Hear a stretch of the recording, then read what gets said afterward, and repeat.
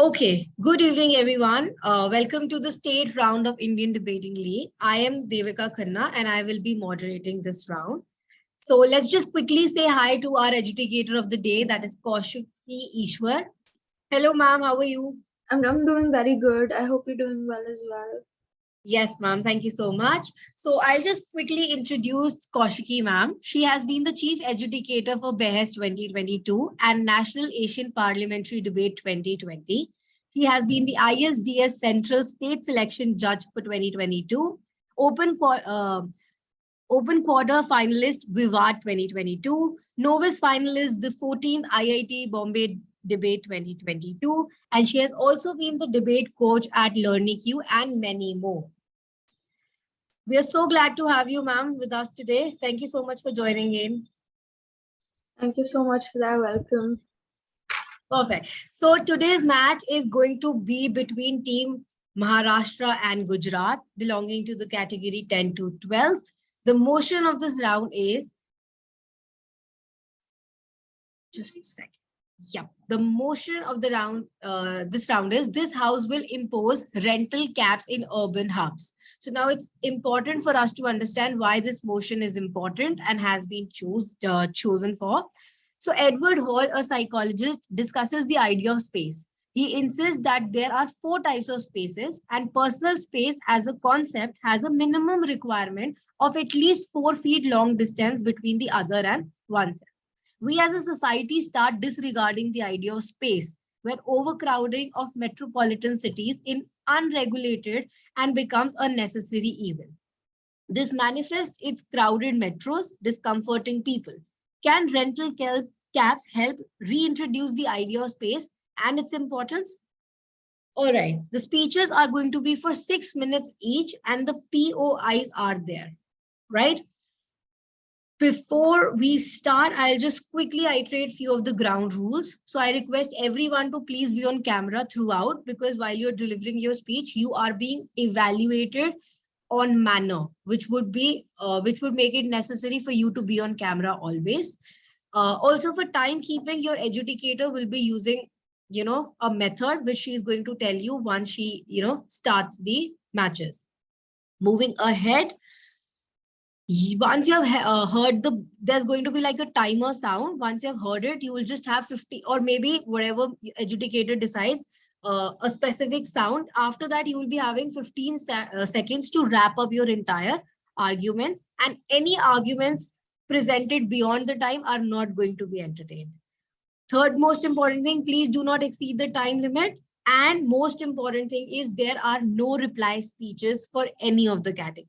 So there are no reply speeches at all. Also, Kaushiki ma'am, while you educate, please keep a note on the timekeeping. And with this, I would be handling the room to you, Kaushiki ma'am, now. All the very best debaters. Thank you so much, Devika. Hi everybody. Great. I hope you guys have fed yourself, which is to have dinner, breakfast, and stuff like that. Cool, because you will be speaking for 6 minutes straight. Right. So hi, welcome Team Maharashtra and Gujarat. Commiserations. Now here's the thing: 6 minutes. That's it. Right. Anything spoken beyond 6 minutes, I'll do one thing. I'll be keeping a time, which is to say you'll have to look at me. Post 5:30, something that you will be alerted yourself, which is to say you'll be keeping a time for yourself as well. But at 6, I will be showing my 2 hands, which is to say I am not writing anything beyond 6 minutes. I will be not writing it. Cool. With that being said, thank you so much for joining. Debaters are primarily, I still see them as pretty much higher than, let's say, any of these sports which are being pretty much played in and around the world. Cool. And thank you so much for joining.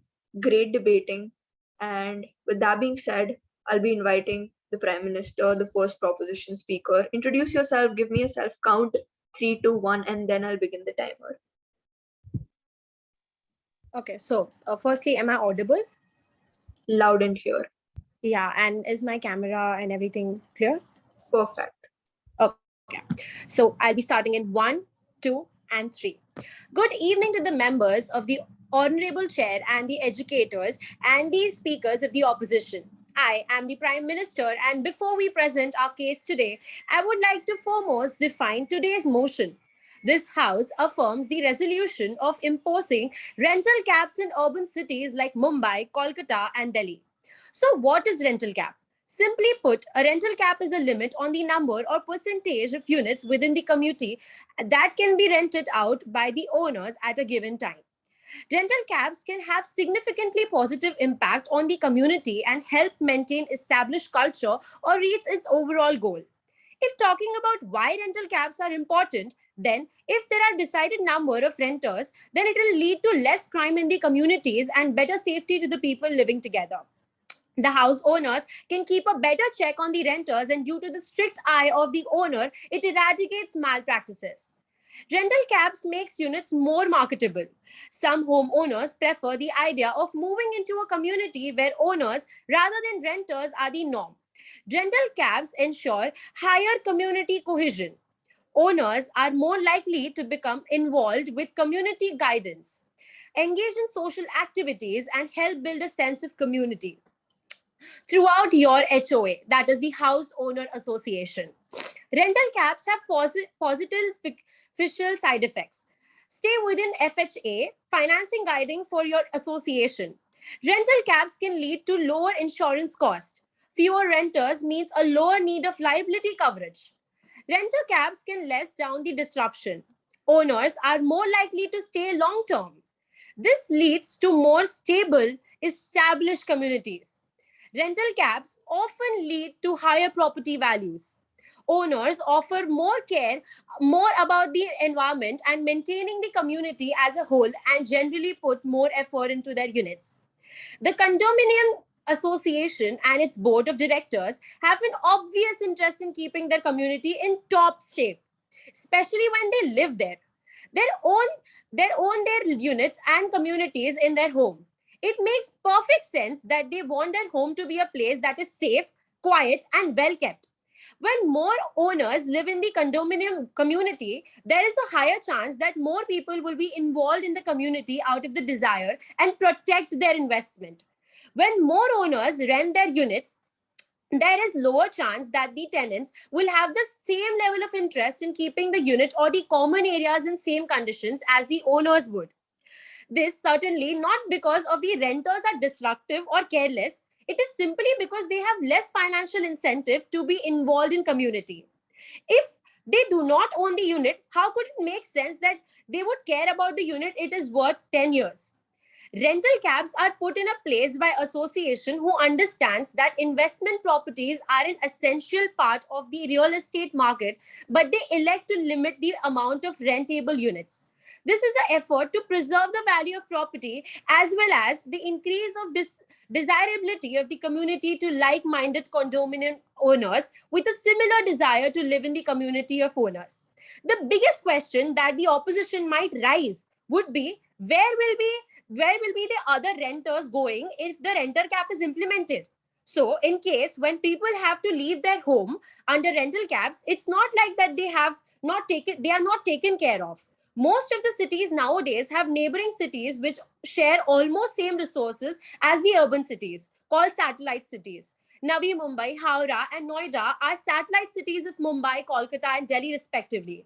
Due to the proximity, people don't disconnect totally, and there is no disruption in either job or educational sectors. In Mumbai, hundreds of families live in houses under the Pagdi system. Under this, the houses are sold without formal restrictions. To avoid this, taxes of the government. The tenant act, the rental act will also allow to make these systems fade away. So it makes mandatory for each house to get registered under the rental cap system. Also, if talking about the rental cap, it would also eradicate the rental discrimination that takes place in these cities like Mumbai, Delhi, or Kolkata. For most, we also understand that there are various discriminations happening with the people out there.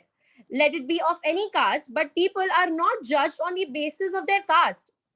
So, first thing that we need to keep in mind that due to the proximity, people do not disconnect totally with the disruption in either of the sectors. So, with this, I would also like to say that pagdi system and various other sectors like safety, criminal, and also the real estate value are also taken care of in the sectors. Satellite cities are the best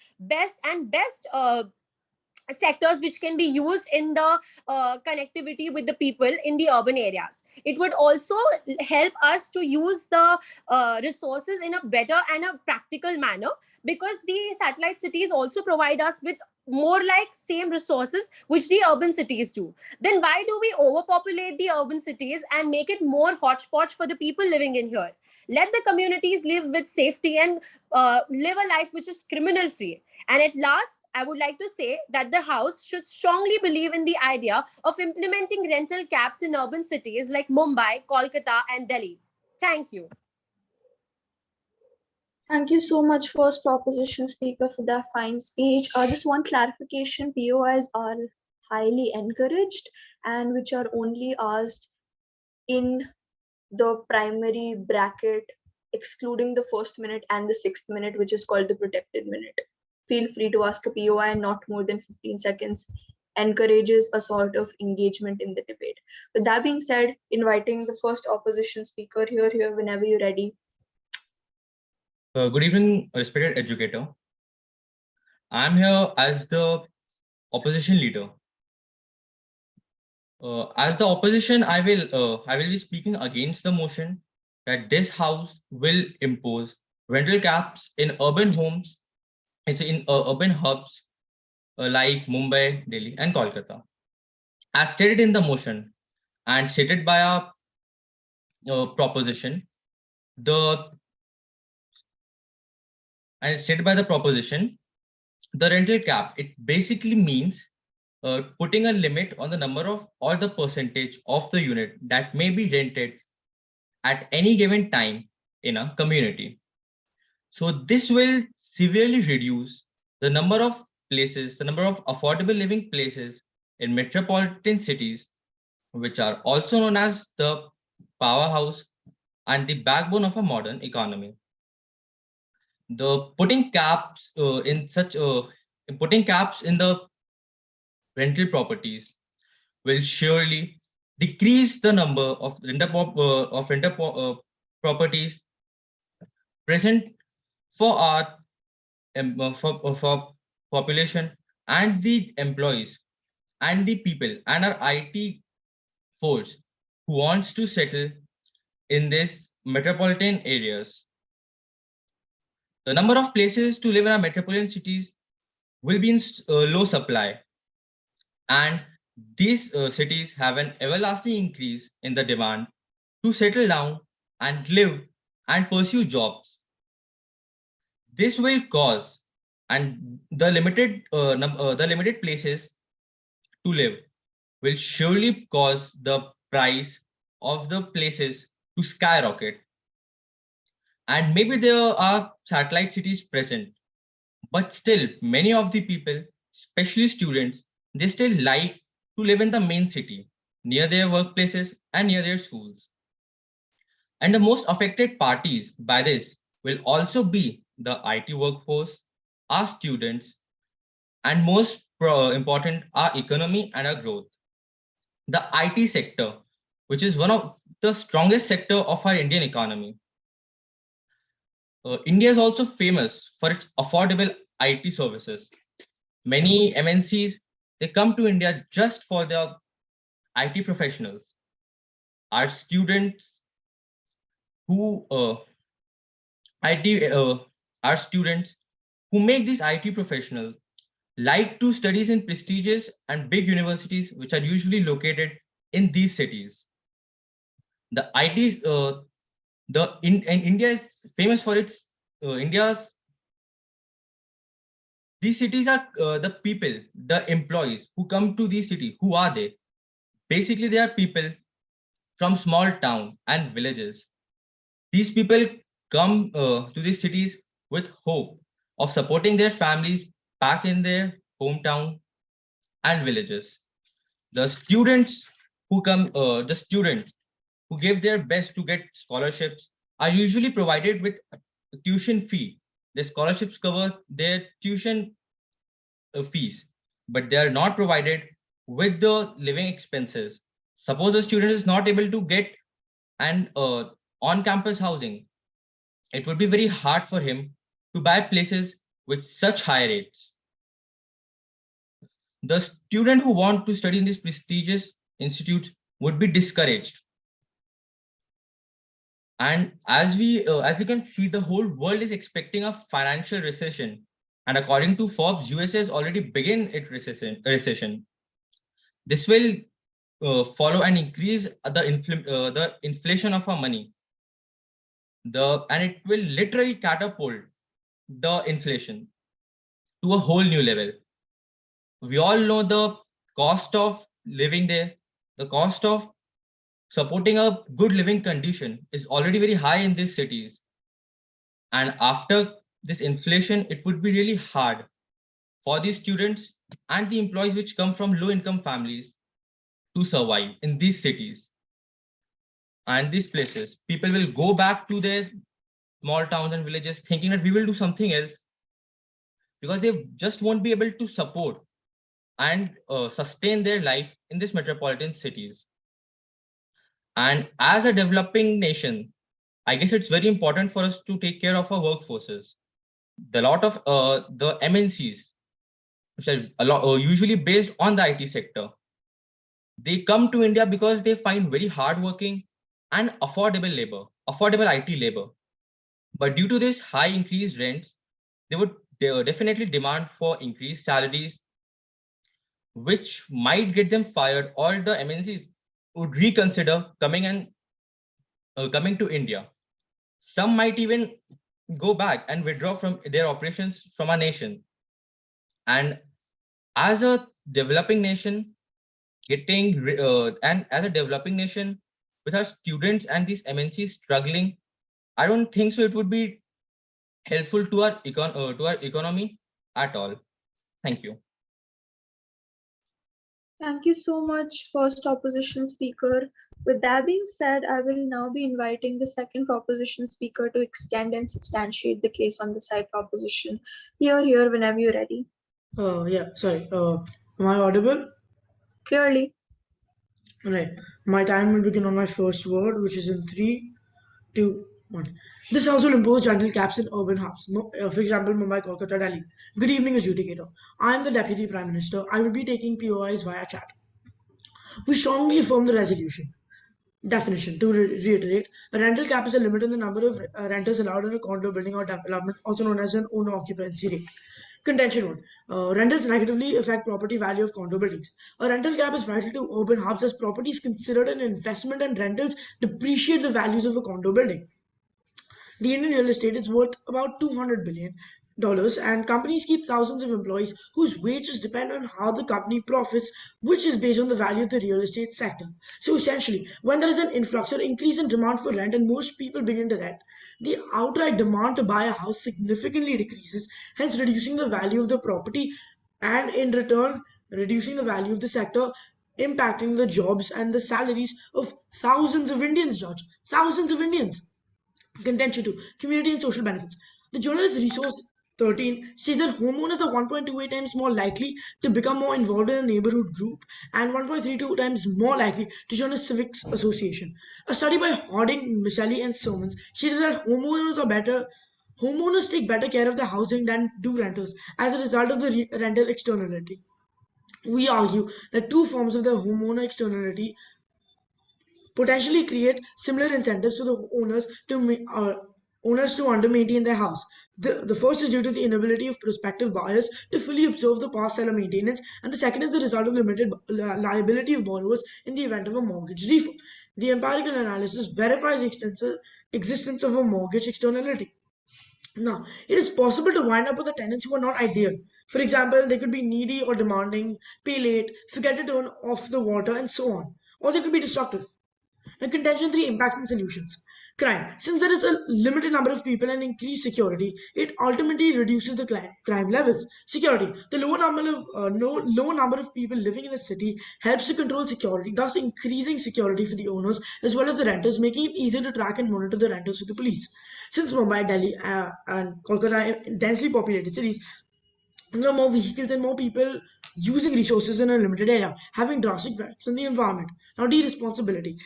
Since there are few houses free, tenants will try to be as responsible as to not get evicted. They will pay the rent on time, not break anything in the apartment, and this is due to the fact of rental cap. And this is all the benefit it provides. Now, Judge, I will be going for some rebuttals. Now, I had a POI which had asked, it was a clarification. The first speaker said something about decrease the number of, which I didn't quite catch. Okay, the opposition clearly said people want to settle down and live in these cities, and that's where the prices skyrocket. All right, so we've completely negated that when people are coming to rent houses, the price clearly goes down, and we've given a proper logic and why it is that we've just not stated it. We've given a reason why it goes down, and that's where just this point also goes to us. Now, students like to live in those main hubs. Where have they got this information from? We wouldn't say that's completely accurate. Now, IT, they were talking about IT. It's completely prestigious and they want to be in the big colleges. Alright, but cities are expensive. They are college students. They are people from rural India coming to work. And we talk about college students. How are they going to afford the expensive living in the city? That is completely overlooked. Prices are skyrocketing. As they have said, the prices are high in the city. So, wouldn't they rather want to live in cities like satellite cities right outside the city where the cost of living is much low, which increases their quality of life? And the distance in the commute is just 20 minutes away. It is not that big of a hassle, keeping in mind that they're not well off. They do not make much money. They are in college. Even they said scholarships is financial aid, tuition. It is not related to housing. So it's basically like the opposition is completely contradicting their case and agreeing with the proposition side. And so it's basically all of this. The cost of living is high, and this is why satellite cities are extremely important, as the proposition has stated in the first speech. All right, a POI.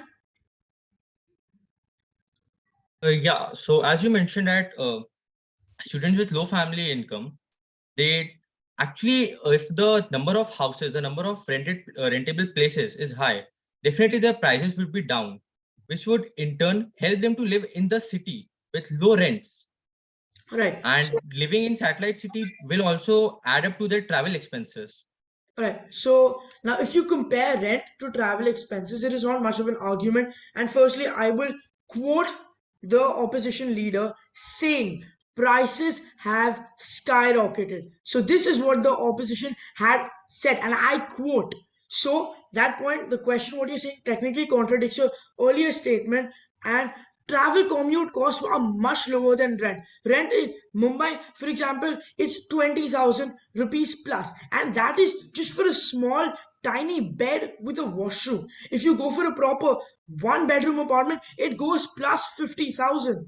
So there is no way the students are making that much money to be able to afford that in college, and commute is much lower. Yeah, thank you. Thank you so much for that fine speech. With that being said, I'll now be inviting second opposition speaker DLO to extend the case and substantiate the case on the side opposition. Here, whenever you're ready. Yes, ma'am. I would begin my speech in 3, 2, 1. Good evening, respected adjudicators and fellow debaters. I'm Nandini, the deputy leader of the opposition. We believe that rental caps should not be imposed in urban hubs. Imposing rental caps means limiting the number of units that can be rented out in a community. We all are aware of how overpopulated our country, India, is. In such a situation, imposing rental caps would only worsen the problem. By limiting the number of houses to rent, we are limiting the possibilities of growth for numerous people. Not all those people who come to settle in urban cities come from rich and wealthy backgrounds. And the first thing they do is take a house on rent to live in. And with the imposition of rental caps, they find it difficult to find houses to live in, and they surely cannot afford to buy a house. This plays a negative role as the people who wish to settle in such urban hubs cannot do so because of lack of housing facilities. When the housing facilities would be limited, where would we accommodate the huge low and middle class population of India? These are the people who go in search of better job opportunities in urban areas. Most of them are qualified enough for that job and are capable of working in that position. With hope and excitement in their hearts and souls, they venture out to the new city to work and earn money to feed their family and dependent parents. But since there are limited housing facilities, they have difficulty settling in that city. Now, with the imposition of rental caps, not only is there a low availability of houses, but also it leads to landlords raising their rents. The prospective tenants start demanding a salary hike from their employers so that they can afford the exorbitantly high rent. The employers, driven to earn profits, are reluctant to increase their salary, which makes it impossible for the employees to work in that city. Disappointed employees have no other choice but to leave that job and return back to their hometowns, where there is lack of opportunities of growth and earning livelihoods. Their families and parents who were waiting eagerly for their children to secure a good job and earn a decent salary so that they can send home money to support their families are also left disappointed and disheartened as it has become impossible for their son or daughter to do that job because of limited housing facilities. What are those helpless people supposed to do now? India is a source of cheap employees, and the employees who were once accepting the salary that they were offered are now demanding high salaries to afford housing in that city and are not willing to work with the offered salary because it is impossible for them to bear those expenses as well as support their families. More and more employees demanding high salaries and leaving their jobs will lead to huge companies and MNCs withdrawing their operations from our country because they cannot get a cheap and sufficient workforce in this country. Isn't that detrimental for our workforce as well as the huge companies and organizations? Yes, you have a POI? Yes, so the opposition said that it is the cities are overpopulated in the deputy leader stated, and wouldn't that mean prices skyrocket, which contradicts what the first speaker said twice? Yes, prices do skyrocket because of the low availability of houses to rent. The landlords would, of course, raise their rents, and that's why the prices skyrocket. Judge, is it okay if I ask a follow up? Cross questioning is not allowed, but if the DLO permits, sure. DLO, do you permit? No, sorry, no. Right. This was about one group of people who would occupy rented houses in urban areas. The second group would be students who move to urban metropolitan cities to pursue their higher studies. To clarify the rebuttal of the second speaker of proposition, I would like to say that students want to settle in such hubs because we all are aware of the fact that most of the cream and prestigious universities are located in urban hubs. Students leave no stone unturned in order to get admission in such universities to acquire good quality education. Adding to that is the hefty fees that they pay to secure admission in that specific university. When it comes to living facilities, they prefer to rent a house and share it with fellow roommates so that they can share responsibilities as well as the rent, which makes it affordable for them. Now, the problem of rental cap steps in. Since there is a limit on the number of houses to rent, they find it difficult to get proper living facilities. And the expensive rent makes it even more difficult for them and their families to cover the costs of sending their child for higher studies. The heavy fees, low availability of living facilities, and expensive rent. Do you think a common man can think of quality higher studies for his child in face of these problems? And the student who has worked hard, so hard to acquire that seat in the university cannot pursue his studies now. We all know why. The youth and the students are assets for a country's future, growth, and development, and education is the key that drives these students. Just imagine, without education, What will happen to these students and overall the country? The students who otherwise would have proved to be assets for the company where they work and responsible citizens of the country would not be able to grow and explore what they want to do. Their talent would remain unrecognized. So, lease services should be free from any restrictions or limitations on the number of units to be rented out, and it should be an independent decision of the landlord to decide what he wants to do with his property. And rental caps should not be imposed at all. And this is how I would like to rest my case. Thank you. Thank you so much, Deputy Leader of Opposition, for that fine speech. With that being said, I will now be inviting the last speaker from the side proposition to present a biased adjudication. With that being said, Government Whip, whenever you're ready. Am I audible? Loud and clear. So I'll be beginning on the count of three. 1, 2, 3. All right, panel. First of all, a very warm good evening to the honorable adjudicator and the members. I will be first summarizing the case and the details presented by our side, and after that, I will be rebutting all the points addressed by the opposition, and also I would like to take the POIs via chat. Our side has affirmatively asserted that imposing rental caps not only helps the city develop in a more progressive way, but also mitigates several conditions that are normally overlooked and not considered essential. We firmly believe that cities like Bombay, Kolkata, and Delhi are facing a population exodus. In fact, various reports have stated that in Mumbai, the population density is above the intended mark. People are forced to live in overcrowded situations, and that reduces the life quality index as well.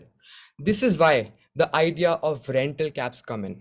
First of all, it will help reduce the density of population and help urban hubs become less congested. The best solution, which we have put forward earlier as well, are satellite cities, where people can live with very less commute time that will help the overall cause. These satellite cities are the one like Navi Mumbai to Mumbai or Noida and Gurgaon to Delhi, which in fact even pose a better quality of life. And I would also like to highlight a point made by the opposition. Students from all around the world come to study in cities. Yes, that's true. But how are we forgetting the fact of cost of living? As also indicated by my Deputy Prime Minister and also the opposition speaker, inflation is rising. If rental caps are not put in, students will be forced to live in urban areas. As a result, they'll have to incur more expenses as compared to if they're living in satellite cities. Then, the proposition also acknowledges the social benefits it is bound to have. More owners means also more opportunity for participation in community governance and association. Since there is a limited number of people and increased security, it ultimately reduces the crime levels. Thus, it will help each community within a city become a better place that will resonate its entire effect. The people will become more vigilant about their surrounding as the owner will be more sensitive to how their inhabited areas look like. Moreover, as the rental caps are imposed, the insurance cost for each tenant will go down significantly, again helping the overall cost. Thus, as my opposition pointed out, the IT officials from MNCs, how will they afford living, or how will they survive if rent caps are put in? Well, let me answer this question in two lines. First, if the rental caps are put in, there are reduced crime levels and there is better quality of living. First. Second, if people live in satellite cities, they have bigger spaces and hence they can even contribute more to the work rather than living in congested areas of 700 square feet and paying more than 30,000 rupees per month. That is again a significant portion of their salaries. Moreover, we also believe that we can have government officials that can make sure that the work is divided properly in an organized fashion. So the rent payment is done on time. There will also be there to make sure that rent is increased, not increased exponentially, and the needful is done according to the points. Moreover, I would like to address one point.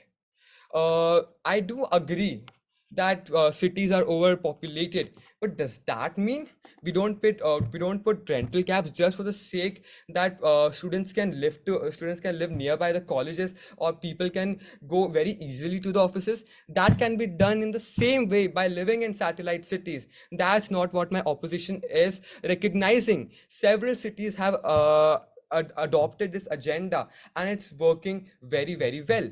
However, my opposition throughout its speeches have only focused on 2 points: inflation and students. Why couldn't it focus on other points as well? Thus, I firmly believe that we, as the proposition, have already outweighed the opposition on several points. However, I will be open to taking the POIs right now. Thank you.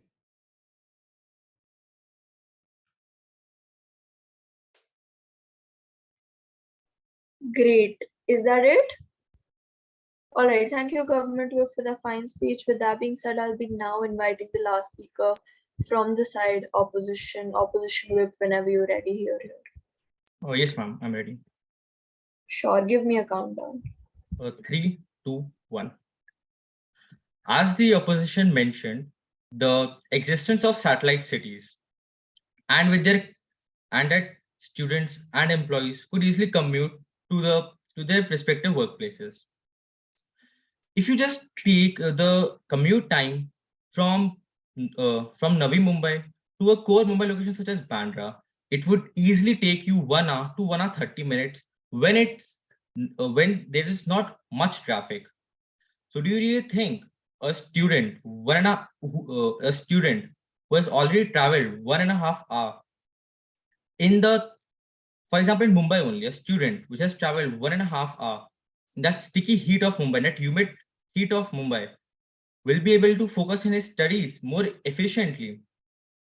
An employee who is traveling daily around 3 to 4 hours, who is already working up to 12 to 15 hours, would have energy left for himself living in these places? Wouldn't the travel just consume all his energy, all his mind and his mental strength that he has left after working a hard day? Wouldn't this just in turn and result in both and the uh, the student and the IT employees in their reduced with their reduced productivity? Wouldn't this just hurt their work? And with this much struggle, wouldn't they just want to go back to their hometown and do something which will help them to have a more comfortable life?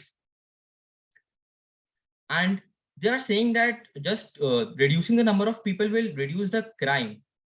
Isn't it a little ironic? You have just reduced the number of people only to control the crime rates. Shouldn't they, wouldn't this be unjust? Okay, I'm open to POIs now. Okay, so I can take a POI now.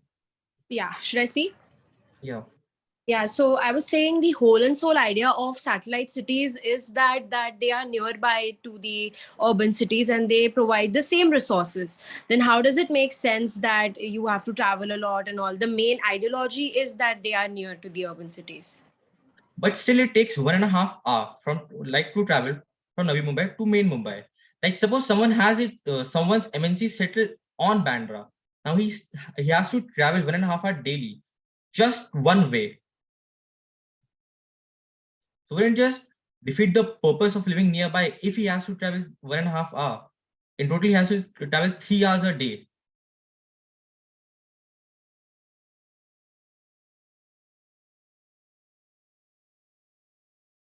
That's all. Okay. And now second, now just imagine an employee of an IT company who is fed up of this travel, of his hectic work schedule, decides to go back to his hometown. How would his parents feel, who spend all their lives saving on his education, or spend all their life saving to get him settled in that city? Wouldn't these unhappy students, these time drives, this pressurized IT uh, this workforce to be less productive and in turn get our economy down? And as a developing nation, I would like to say that capping these rental places would place a cap on our economy and development itself. Thank you. That would be all. Thank you so much, Opposition Whip, for that fine speech. With that being said, we've come to an end of this round. Virtual commiserations to everybody. Cool. Whenever I debate, usually online, but then in offline tournaments, you literally go ahead and shake the hand of the opposition or like the government. It's, I know, very irky, but still a good sign that you have ended the debate on a very positive note. Thank you for this engaging debate. How do you now go ahead and virtually commiserate your partners, or let's say your team, by literally writing in the chat box GG? I've been doing this in every round now, telling people how do you GG. GG is basically good game. You say the same thing to the other team, which is to say, hey, GG guys. Yep, you guys can write it down, virtual handshakes. Cool, good game. Right, so I will be back in 5 minutes. Cool, before that, I want one person from each team, which is to say, Maharashtra and Gujarat, to go ahead and write the speaker orders, like who went first with the name of the speaker. Cool. Right, I'll just have to fill the ballot. Cool. I'll do it for Maharashtra. Great. I'll do it for Gujarat. Right. In the chat box, make sure you do not have multiple names coming in. I'll get confused.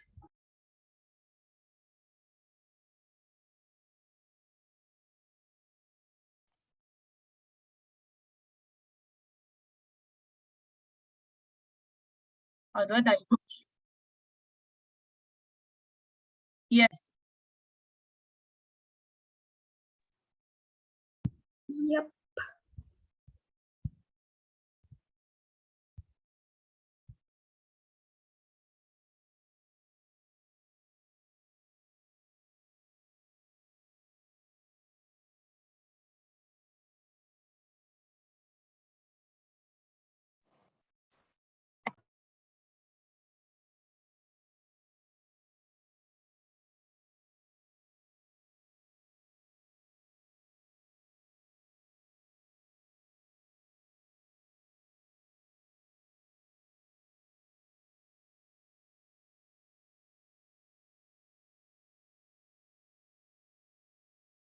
Good evening, everyone. So it was a great match indeed. So how was your experience? Tell me. Meanwhile, Kaushika ma'am is, figuring out the results and the scores and the feedbacks. So why don't you guys tell me how your experience was? I believe it was a great learning experience for me. Yeah, it was a great round. Different format. Yeah, it was a fun round also. I felt the motion was pretty good. I mean, it was tough for both the parties to, actually get the information about. So it was challenging also at the same Yeah, time. the motion required a lot of analysis and I even like the consistency and how everyone was able to think on their feet when required. That was something which we all learned today. Indeed, actually, and the motion was quite new and interesting as well. And I think it was something that made you guys think about it, and everyone did have some impactful speeches, and it was wonderful to hear lots of perspectives coming in.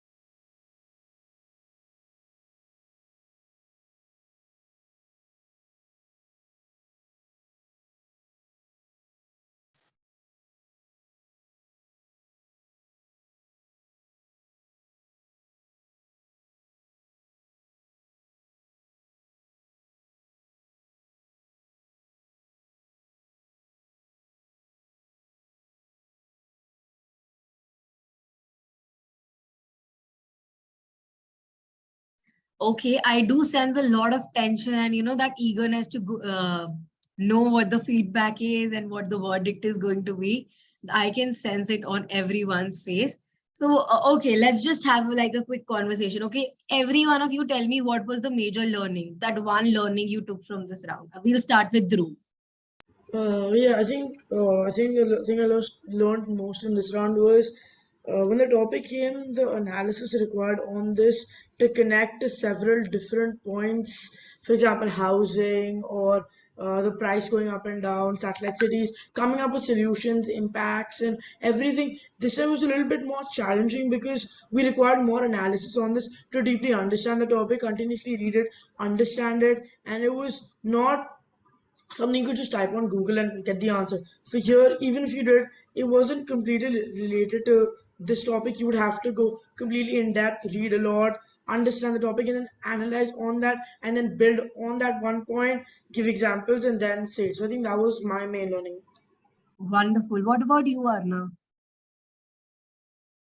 Yeah, I obviously agree with what Dhruv said, and moreover, I feel that after we got the topic, something which we were unfamiliar with, we instead of also apart from the research, we thought on our feet even during the debate. Each one of us was thinking of asking a POI or giving good rebuttal speeches, and that's what I feel is the major learning is that we have learned to be a quick thinker and along with our analysis we have used our general knowledge to a good extent. That's actually great to hear. What about you, Hira? I hope I'm taking the name Yeah. right. Yes. So personally, I love the mashup of ideologies. I mean, there could be clashes between the ideologies because it is like, obviously like proposition and opposition have clashes usually. But this topic was like kind of something that nobody heard about earlier and nobody thought about. And sometimes we personally are against the motion, but we have to speak for the motion. So it becomes a personal clash for an individual. So I think we could conquer that as well, and it was a great time spending here. And analysis was like too much deep, as already Dhruv and Arnav stated that it was not something that we could just generally get on Google. So we had to use our own brains and formulate things and think of new ideas which we could propose. Interesting, interesting. I do see Nandini waiting for her, turn to come in to share what she learned. Yes, ma'am. I completely agree with Harold that it was a different topic, very different topic, and it helped us to think deep because even while writing my speech, I was just delving deeper and deeper into the topic, and I thought about what the real thing is in the outside world and the real sufferings faced by the people of probably low middle class income families and how they face the problems and what solutions we can make for them. So, of course, it was a really great experience and a great learning experience for me. That's lovely. I just do have I'm left with one of the person, and Athar, why don't you go ahead and quickly share? Then we have Kaushiki ma'am waiting with the verdict and feedback. So yeah. Yeah, I completely agree with the others. The topic was amazing. The motion was amazing. And I really like the experience that I've gained of thinking of the PYs, replying to the PYs, thinking of rebuttals, and running with the clock, thinking in pressure and in time. It was really great. That's actually really good to hear that all of you had like a great learning experience altogether. And Kaushiki ma'am, handling the room to you, all yours. Hello, how are you guys doing? Great. Nice. Hi. Right. Before I begin it, I'm just gonna say one thing, which I say it probably in every room, and which is primarily very important. Debating is a sport. It's not an academic activity at any point of time. It's just like a sport. You have to strategize a lot to make sure that the other team doesn't take the bait, right? Now, here's the thing. How do you not go ahead and say, hey, I'm bad at debating, which is to say, a lot of times, if I go ahead and lose a debate, I primarily blame myself for not being a great speaker, which is to say, I'm attacking my identity. Bad. It's a stereotype. At any point of time, if you go ahead and lose a debate, do not attack your identity, do not attack your potential, do not attack your culpability. Go ahead and attack the process to why you lost and why you didn't take the weight, which is to say, mention and make sure that you are great speakers. It's just that the process makes debating a very engaging and a fun sport to be. Which is to say, debating is a ladder. You keep climbing it, and you are never gonna fall behind it. In football, in a lot of other sports, it's just like a do and die situation. In debating, even if you die, you still learn a lot. So that's something that I absolutely love about debating. MU winning, again, no hate to MUNs. I love debates more. Cool. Great. With that being said, right, this entire motion was a fun motion and a very technical motion. To win this entire debate, you had to work on principles and also pragmatics. Principles is, why do I fundamentally think that as a citizen or as a resident, or let's say a normal person who wants a house to live, a kind of sustenance that I want to have, let's say a small house, roti kapda makan is something that we agree on, right? Why principally it's correct for me to go ahead and apply a rental cap or not apply a rental cap? How it can manufacture a utilitarian benefit. I'll tell you what utilitarian is in a next portion. Secondarily, what are pragmatics? On a very logical, technical way, why do I think putting a rental cap is going to be beneficial for somebody who's literally looking for a house, as opposed to opposition going ahead and, let's say, defending a burden like, hey, do not put a rental cap, everybody's going to get a house. That was something hard binary established in the debate. Now, with that being said, what did I do in this entire debate? This debate was very parallel, very clear from the beginning what was happening, where is the debate going to land. It was that clear. Now, here's the thing. How did I even judge this debate? On a utilitarian way, which is to say, the number of happiness or the number of people that I can make happy in my debate is the metric that I took, because something the opposition took was, hey, I am benefiting the marginalized communities. Which is to say, if I'm a person who's literally working in an IT industry, who's have been like working a lot, like a decade of let's say perseverance I have taken up to get that job, coming from a lower middle class, or let's say a rural middle class, any of these marginalized communities, I was literally begging for their job.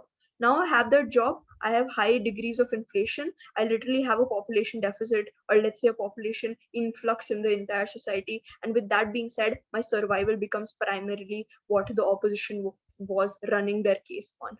Government says that, hey, we agree there's a population crunch. We agree that, hey, these students will not be needing, let's say, university education, primarily because this is not even in the ambit of debate, considering scholarships and all of these financial aids are still available. And also, rental gap is something that's going to be beneficial because it safeguards the entire society, which is to say, we'll have no criminal activities, you will have higher levels of community governance, you will have a good relationship. HOA is something you brought in, a lot of technicality is something, and let's say pragmatics was catered on the government side. With that being said, this was the case that I could understand. It was primarily the substantiation that I could get. Now, how did this debate went extremely sticky? When I go and tell you that, hey, this debate was sticky, is something that you could predict. This debate was very predictable, which is to say, at the end of the day, these two teams did not have a case evolvement. After the two speeches, I could understand that, hey, this case was concluded. The third speeches at any point of time felt redundant, me being really, really honest. But considering whip speeches are very important, very substantiated, you literally go ahead and analyze the clashes, to which both of these whips did to me to a larger extent. But this debate took lesser burden, concluded on a very smaller level.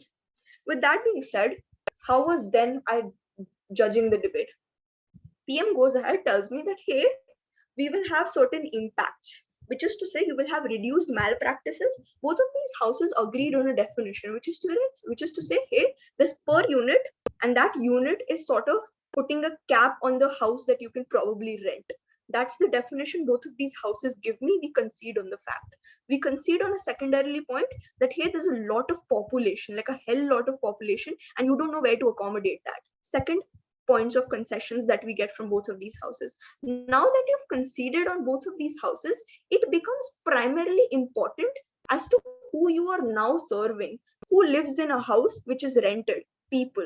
Now, what is the incentive of the people going ahead and, let's say, shifting to satellite cities? Considering opposition whip and LO comes in, clearly states that, hey, even if you go into satellite cities, you literally would have to travel 1 hour 30 minutes, or let's say 2 hour 30 minutes, whatever time is to get to the main metropolitan city, which is to say, if I'm living in Ghaziabad, which is to say, if I'm in Vishwavidyalaya North Campus, and I am coming from Ghaziabad, which is again a satellite city. Ghaziabad is a satellite city. Delhi NCR is a satellite city. I will literally have to spend more than 2 hours to get to the metropolitan city where my job is sort of established. We also, on a third point of concession, agree that, hey, there's job and literally people are established in a point of time.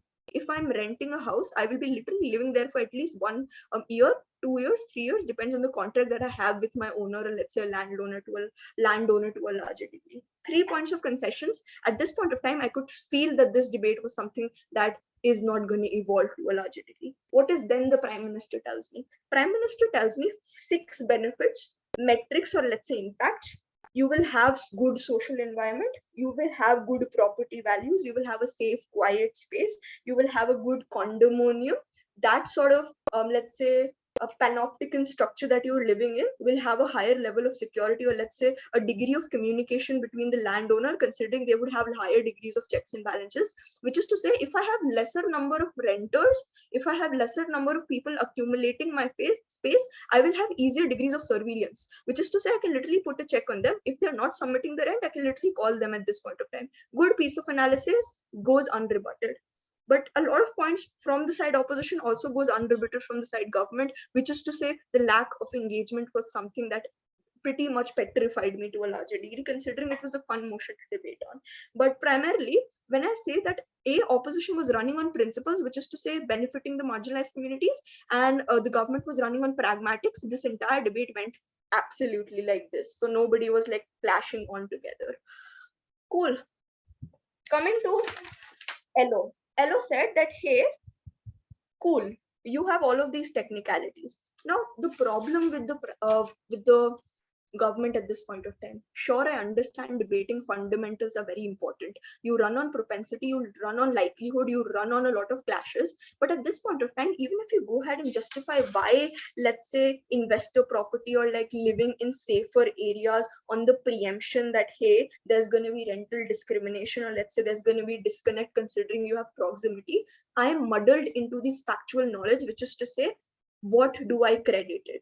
Which is to say, I need more analysis, I need more mechanization as to why this per unit deficit is going to lead to proximity, why this per unit deficit is going to lead to racial discrimination, to which I needed an analysis as to what this racial, or let's say, what does this rental discrimination look like, which is to say, this landowner literally coming and barging into the house of the renter and throwing them out, which is where rental discrimination becomes a very pivotal point into your argumentation. Good point, did not analyze or make me for even to understand, let's say, credit rental discrimination, and also opposition to engage on a larger degree. What does then the opposition bring me? Opposition brings that, hey, listen, I have two pieces of mech, which is to say, a person, middle class, is literally working hard and has been living in a house, and there's a population deficit, like a population influx. I don't know where to go now.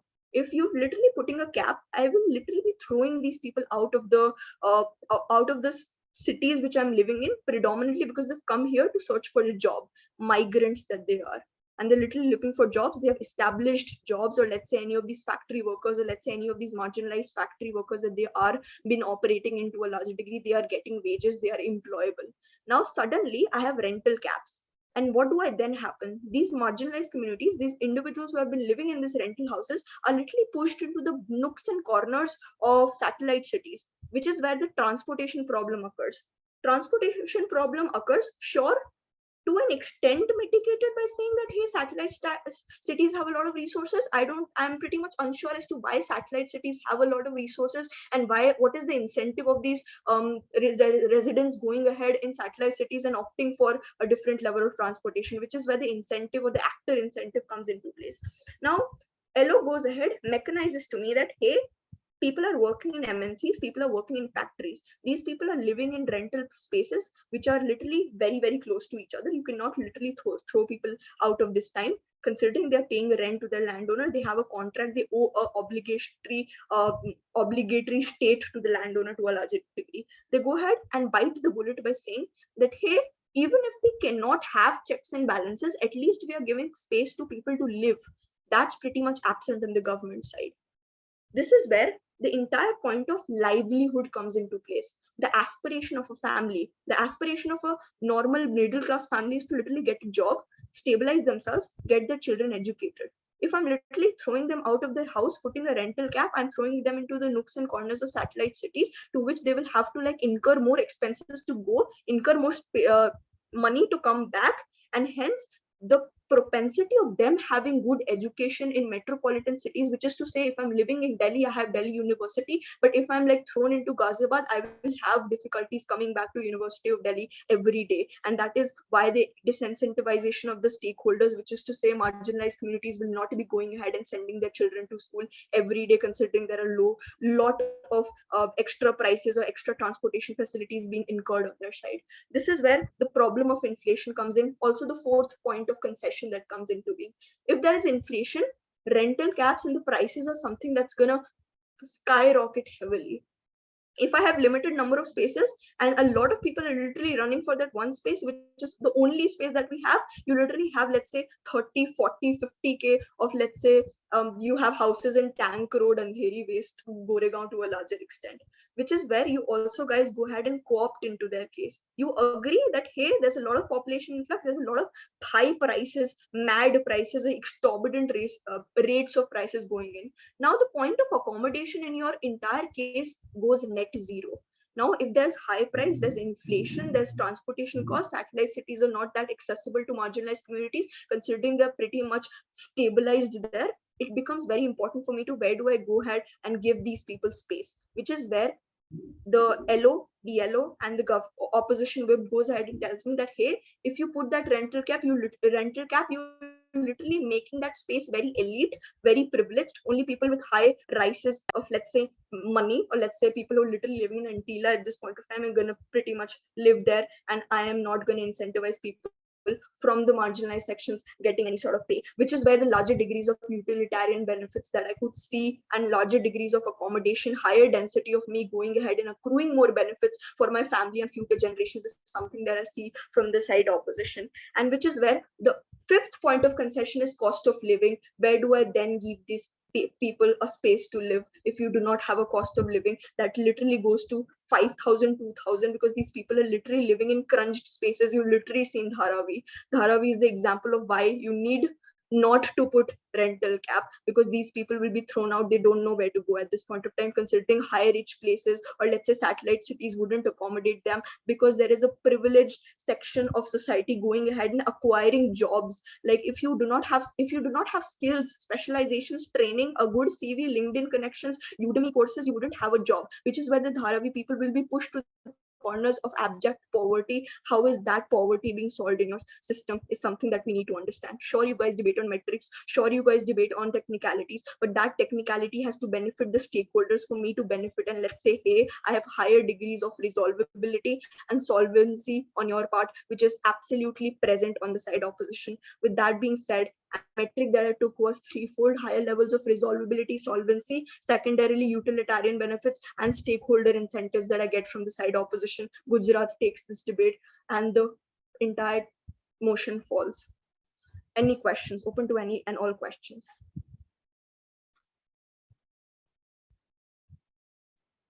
Yep, Maharashtra, Gujarat, any question?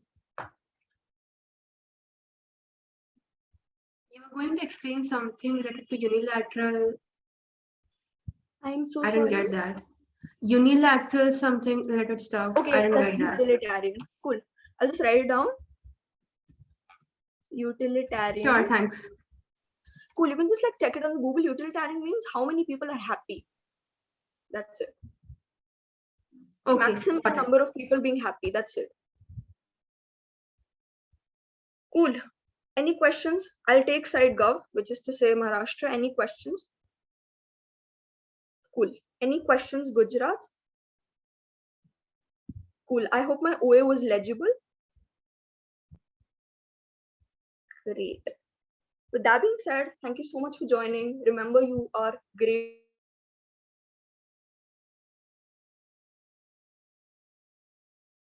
speaker, so as to as yourself from going ahead and participating in more debates, considering it's a very clear, is a very close round. They've won on a 0.5 margin. With that being said, thank you so much for joining. Thank you so much. Thank Thank you so you. much. Teams, we wish you a very good evening. Now coming on to the next one. Kaushiki, do you need a 2-3 minute break? Yep, I need it. I'm so sorry I extended the way to like, I don't know. So sorry. Okay, we have 2 minutes before the next one begins. So teams, you can then exit the room, the ones that you've done, unless you want to switch your mode onto a spectator one. That's fine as well before we start the next one. Thank you so much for the energy that you're putting in building these skills for yourself. Yeah? Thank you, ma'am. All right. So with Thank you, that, ma'am. yeah, sure. With that, I'm just going to ask Karnataka and Chhattisgarh to be ready. Devika, I'm sure you're going to do the quick check on their nomenclature.